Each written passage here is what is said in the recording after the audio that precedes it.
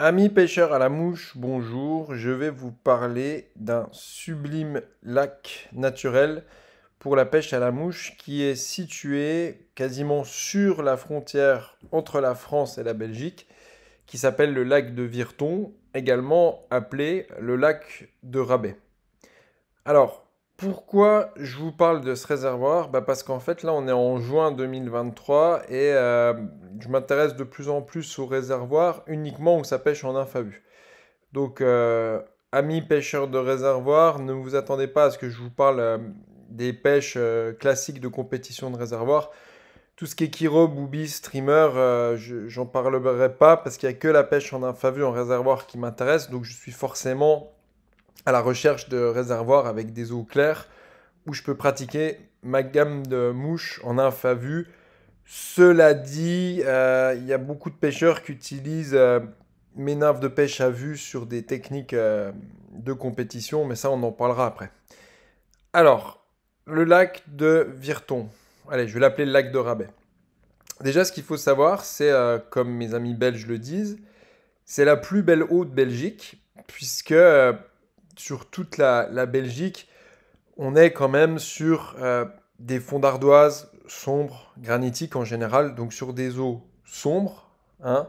Ça va du lac d'Oswald tout au nord, proche de la Hollande, en passant par le lac de l'Odeur, je crois qu'on dit. Enfin, il y a quand même beaucoup de ressources d'eau en Belgique, mais ce sont des eaux sombres, comme on peut trouver d'ailleurs en Écosse, en Irlande, et c'est pas forcément une critique, mais après tout est une question de goût. Et en fait, le réservoir de Virton en Belgique, eh ben, ce qu'il faut savoir, c'est que c'est le trop-plein de la source de Valver. Oui, la marque d'eau Valver que vous connaissez bien, qui est d'ailleurs une eau d'une très grande qualité. Et donc, ça donne un lac qui est aussi dans les endroits de la Vire et le Thon, deux petites rivières, d'où le nom de la ville Virton. Bref, c'est un très beau lac cristallin avec une eau de qualité qui coule là-dedans. Et au fil des années, je me suis rendu compte que ce lac, en fait, il est beaucoup plus biologique que ce que je pensais, quoi. Au début, je pensais que c'était vraiment une bassine, quoi, où ils remettaient du poisson constamment. Et c'est le cas. Il y a quand même beaucoup de lâchers de poissons dans ce lac. Mais il a quand même un chenal central d'écoulement avec une vanne, un moine, avec des herbiers en place, avec un substrat qui est maintenu. Et il y a vraiment un cycle d'insectes. Je suis vraiment étonné parce que j'y retourne beaucoup les derniers mois et j'observe et je discute avec les gens. Et il y a un vrai cycle de vie dans ce lac. Donc, pour moi, c'est vraiment un cycle naturel. Avec, voilà, la panoplie habituelle d'insectes aquatiques que vous connaissez, à savoir des éclosions de kiro, des éclosions de sedge, même des éclosions de mouches de mai, beaucoup de gamarres dans le substrat et des éphémères également. Donc vraiment un super lac à pêcher. Donc je tarie pas d'éloges parce que je m'intéresse un peu au réservoir depuis que je suis vraiment sur les gamarres. Et d'ailleurs, je vous révélerai pas la mouche qui marche le mieux sur ce lac. Si vous regardez les photos de cette vidéo en format audio, vous comprendrez vous-même quel est le gamard le plus efficace au lac de Virton. Et sinon, vous me contactez nymphevolution.com si vous voulez des bonnes nymphes pour pêcher à Virton. Mais je peux pas balancer comme ça mon modèle qui marche le mieux à Virton en vidéo parce que vous allez me les éduquer. Voire même c'est déjà fait. Donc, lac de Rabet-Virton, je vais pas tarir d'éloges parce que voilà, une eau très claire, je dirais claire toute l'année, sauf quand il y a des grosses crues, il y a un peu l'arrivée d'eau qui fait un peu teinter, mais en fonction du vent et des crues, il y a toujours moyen de trouver de l'eau plus ou moins claire. Ça va de très très très très clair, comme en ce moment au mois de juin, après les crues où c'est super, une période avec peu d'eau, là où elle est vraiment claire, avec un lac bien nettoyé, jusqu'au cœur de l'hiver où elle est également très claire. Après, quand il y a beaucoup d'eau, ça peut être un peu teinté. Et globalement, ça pêche tout le temps à vue. Donc déjà, c'est ce que j'apprécie. Parce que pour refaire la ribambelle des lacs, disons, du nord de la France et Belgique, Suisse, eh ben, on peut citer tout ce que je suis allé voir. Et Virton, il sort quand même du lot si vous aimez la pêche à vue. Donc je vous fais la liste de tout ce que j'ai vu, ce qui existe à peu près dans les coins. Et si j'en oublie, aidez-moi ou conseillez-moi. S'il y a des lacs que j'oublie dans tout ce qui est France, Belgique, Hollande, Suisse, Allemagne, je suis très intéressé par des choses qui pêchent en infra vue, donc avec plaisir. Mais moi, voilà, de ce que je peux vous citer. Donc, lac de Saulsures sur Meselotte, Saucourt, Sommidieu. Alors, bien à l'ouest, la chaise Dieu du Teil. À côté de la chaise Dieu du Teil, j'ai oublié le nom, mais le domaine dans un château qui a aussi une eau teintée sur la rivière Eure. Ensuite, j'ai cité quoi? On approche de la Hollande, de Maastricht, un réservoir qui s'appelle la Commanderie 7, je crois, qui est vraiment une plus petite pêcherie, mais avec quand même des truites éduquées. Voilà, qu'est-ce que j'ai pu oublier? Somme-Dieu, j'ai dit, Saulsure. Voilà. Alors, pourquoi Virton, c'est mon préféré comparé à tous ces réservoirs? Bah, pour faire simple, comparé aux deux plus connus. Ah si, j'oublie aussi la Combe des Eaux Bleues qui est plus en activité. En Haute-Marne, près de Chaumont, il y avait la Combe des Eaux Bleues, qui est un réservoir qui s'est arrêté. Voilà. Virton, pourquoi c'est mon préféré globalement de tout ce que j'ai vu? Si je compare aux deux plus connus, par exemple à Saulsures-sur-Moselotte et à Sommidieu. Saulsures-sur-Moselotte, on m'a toujours dit que c'est le plus beau réservoir de France. Moi je trouve, enfin le cadre il casse pas trois pattes à un canard, mais bon oui, il y a quelques petits massifs vosgiens en fond. Je me permets parce que je suis vosgien, mais effectivement il est assez grand, il est peut-être assez sauvage, il est connecté à la Moselotte. Moi voilà, j'ai pas connu la bonne époque il y a 10-20 ans, sur Mesotte, où c'était Scherer qui gérait ça, un vrai compétiteur. Apparemment, c'était fantastique. Je n'ai pas connu cette époque. J'ai juste connu Saussure sur Mesotte en 2022 et j'étais assez déçu. Voilà, peut-être une mauvaise approche. Mais en attendant, ce qui me saoule un peu à Saussure sur Mesotte, c'est la faible clarté de l'eau, quoi. Putain, c'est sombre, quoi. Pour pêcher à vue, on peut pêcher à vue à Saussure sur Mesotte, mais voilà, à l'inverse de Somme-Dieu dont je vais parler, Somme-Dieu c'est cristallin de chez cristallin quoi. Mais sur Mozotte, la pêche à vue, quand t'as un peu de vent, un peu de nuages, c'est compliqué quoi. Donc j'étais pas été épanoui par la pêche à vue à sur Mozotte quoi. Quand on fait que de la pêche à vue en réservoir, donc il y a quelques poissons à faire à vue à sur Mozotte, mais c'est pas le meilleur pour moi de ce point de vue là. Voilà. Pour être honnête et critique. Et à l'inverse, puisque Virton est en qualité coincé pour moi entre Saulsure et Somme-Dieu, bah Somme-Dieu, effectivement, l'eau est cristalline, cristalline, mais ça fait un peu petite bassine quand même. Ça fait un petit poil pêcherie sur les bords, malgré qu'il y ait des très belles souches de poissons. Et il y a aussi le restaurant qui est lié à Somme-Dieu, où pas forcément peut-être envie, pourtant je suis un gastronome, mais je pense aux gens qui veulent pas forcément aller manger le midi. Voilà, et Virton, je trouve qu'il est pile poil entre ces deux réservoirs parce que on a le côté naturel de Saulsure où on peut quand même se balader, même s'il n'est pas énorme. Et ça fait pas petite bassine comme Somme-Dieu, avec vraiment plusieurs bassines rapprochées qui font un peu le côté pêcherie. Et on a aussi une eau très claire qui permet la pêche à vue. Donc à la fois sauvage, naturel et pêche à vue, qui pêche cristallin toute l'année, comme Somme-Dieu. Alors Virton est de loin pas aussi clair que Somme-Dieu, il faut dire que l'eau de Somme-Dieu est exceptionnelle. Mais en attendant, il y a vraiment une pêche à vue de qualité sur Virton, et je suis vraiment étonné qu'on ne parle pas plus de ce réservoir, quoi. Voilà, de ce point de vue-là. Alors, au niveau de la taille, c'est pas énorme. Moi, je suis pas bon en kilomètre carré, mais voilà, il vous faut juste à peu près un quart d'heure max pour faire le tour du lac à pied, hein, sans regarder les poissons, parce que si vous regardez les poissons, vous arrêtez toutes les 2 minutes. Voilà, au niveau de la taille et de son aspect, bah, il y a une arrivée d'eau, hein, la source de Valvert qui coule dedans, une petite arrivée d'eau avec un tout petit peu de courant où des fois il y a des truites qui se tiennent, et puis une sortie avec une énorme buse avec beaucoup de profondeur, où là il y a parfois beaucoup des grosses truites qui se tiennent et des gros brochets.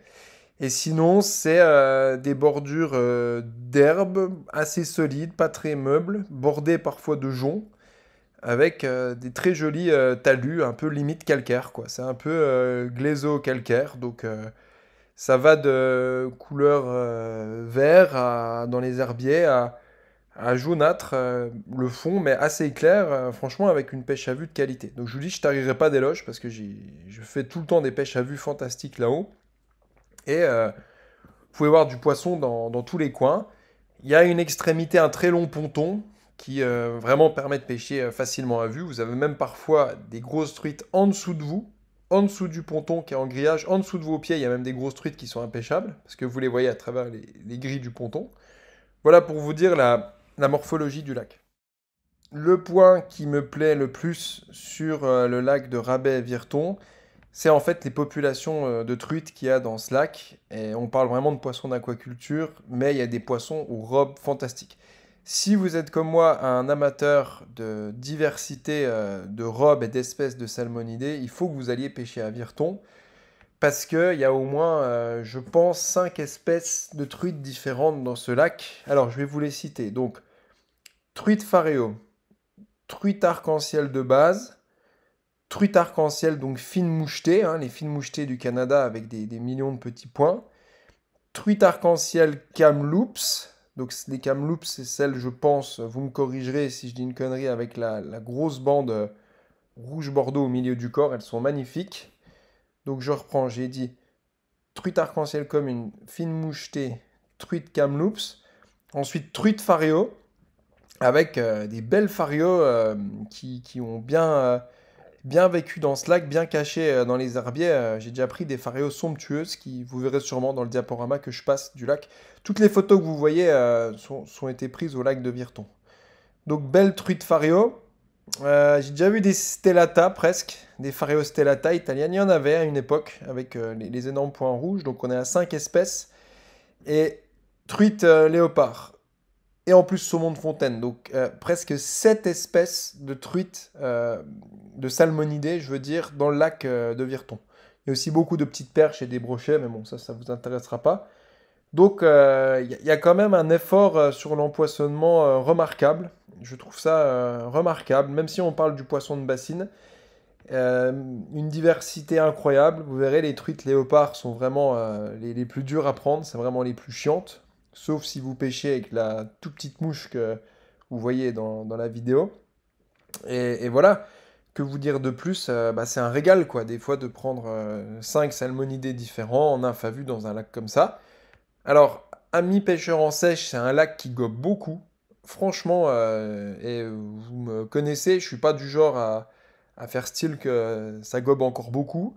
Mais à chaque fois que je vais à Virton, ça gobe. Et des fois, ça marche même mieux en sèche qu'en nymphe. C'est vraiment des truites qu'on le nez en l'air. Donc, je peux vous garantir que ça gobe beaucoup. Et c'est pas mon genre de faire de la pub pour la pêche en sèche. Donc, vous pouvez me croire. Voilà, de ce point de vue-là. Pour les autres techniques classiques, je ne sais pas. Mais pour ce qui est de la nymphe à vue des bordures à Virton, bah, vous savez, c'est comme dans tous les réservoirs en nymphe à vue. Moins ça ploque, moins ça coule vite, mieux c'est, quoi. Si c'est des poissons qui patrouillent je sais pas, proche de la surface, vous savez très bien que quelque chose qui tombe comme un granulé ou une enclume, c'est même pas la peine. Après, il faut avoir quelques solutions de repli, des fois, quand elles sont dans les profondeurs, à fouiner dans les herbiers ou dans le substrat.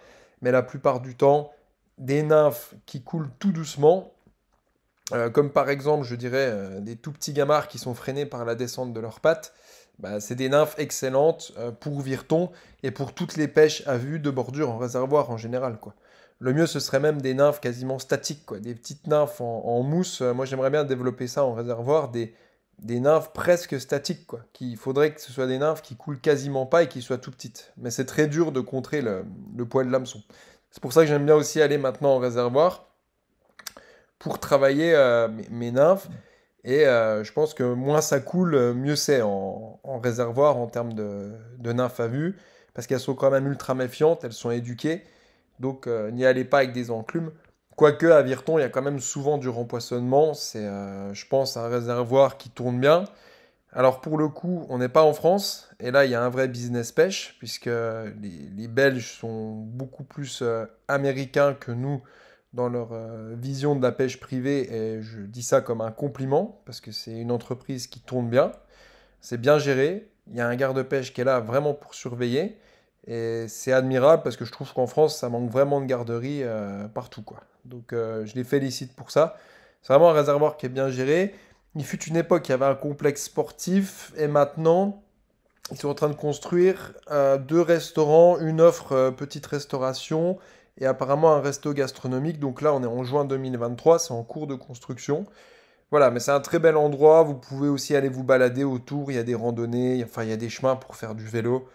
Voilà, c'est dans des petites forêts, enfin, bonnes forêts boisées, type Ardennes, bien feuillues, bien touffues. Voilà, donc un très bel endroit. Alors je vous dis, j'ai aucune action sur le lac de Virton, mais je trouve ce lac vraiment sympa, avec toujours de la pêche en continu. Il y a vraiment moyen de toujours de mouiller l'épuisette. Mais il y a des moments aussi où j'ai pris des tôles, hein, parce qu'elles sont très très retors. J'ai trouvé notamment en automne, en hiver, quand elles sont sur des tout petits kiros ou qu'il n'y a pas d'éclosion, tout ça, c'est compliqué de les déclencher, quoi. Donc voilà. Voilà tout ce que je peux vous dire sur le sublime lac de Rabet et Virton, donc qui est à la frontière belge. C'est plus ou moins, je dirais, à la grosse louche entre Longuyon et Arlon. Enfin, c'est des coins vraiment, vraiment pas connus du tout.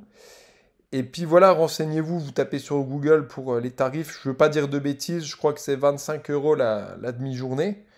Donc une fois de plus, si on compare en termes de prix, bah, comparé à des classiques du coin qui sont Saulsure et Sommieux, bah, on est pile poil entre deux, voire même je crois qu'on est moins cher que Saulsure pour une qualité de pêche à vue x10. Voilà, donc je veux pas être méchant avec Saulsure sur Meselotte, hein, mais quand on aime la pêche à vue, il n'y a pas photo, Virton c'est beaucoup mieux, quoi. Donc voilà, et puis que vous dire d'autre, bah, c'est vraiment une pêche à vue de qualité. Moi je me régale là-haut. Et puis voilà, s'il y a des mouches qui vous intéressent pour pêcher à Virton, contactez-moi sur nymphevolution.com. Mais je vous le dis une fois de plus, la mouche gagnante, elle est dans les photos que vous voyez défiler. Et toutes ces photos que vous voyez défiler, c'est que des sublimes poissons de Virton, avec vraiment des belles robes, puisque c'est un lac naturel, des poissons avec des belles nageoires en pleine forme. Voilà, donc allez vous régaler au lac de Virton. Toutes les infos sont sur leur site internet. Vous tapez sur Google lac de Rabet Virton. Et puis, je vous souhaite des magnifiques truites, toutes les techniques que vous voulez, en sèche, au kiro, au boubi, en nymphe à vue. Voilà. Moi, mes préférés, c'est vraiment les léopards et les kamloops, voire même vraiment les arcs-en-ciel kamloops. Elles sont sublimes, ces truites. Donc, j'essaye souvent de les viser en nymphe à vue. C'est ça qui est bien en nymphe à vue, c'est qu'on peut choisir, en fait, parmi les différentes espèces. Donc voilà, un vrai régal au lac de Virton. Désolé une fois de plus pour ce format audio, et je ferai de plus en plus de formats audio parce que je passe beaucoup de temps à faire les mouches et j'adore ça. Donc je peux pas forcément vous faire des vidéos compliquées, ça demande du temps. Mais en attendant, j'espère que vous passez un max d'informations. Et puis bonne pêche à vous si vous allez au lac de Rabet-Virton à la frontière France-Belgique.